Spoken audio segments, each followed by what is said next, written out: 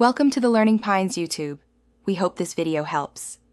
You begin by confirming prerequisites, signed-in Microsoft account and latest Windows updates.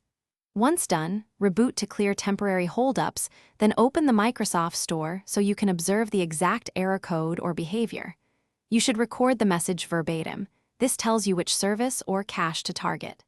Next, make sure store auto updates are enabled and you have administrative rights. These first actionable steps let you move directly into targeted repairs without repeating basic checks. You now perform deeper remedies. Run WS reset from an administrative command, prompt to clear the store cache and restart the app. This often restores search and install functions. If issues persist, re-register the app with PowerShell for the current user, which replaces corrupted package manifests. Remember to run PowerShell as admin.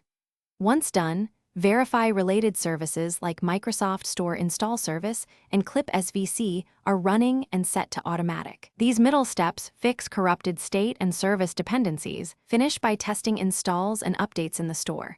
If problems remain, reinstall the store app only after re-register attempts fail, using PowerShell or optional features. Then sign out and back in so entitlement tokens refresh. This resolves many licensing and purchase recognition problems. If the store still misbehaves, create a new local Windows user to determine whether the problem is profile-specific.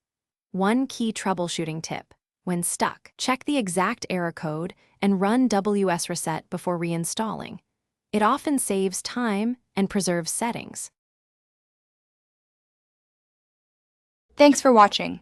Consider subscribing if we helped you.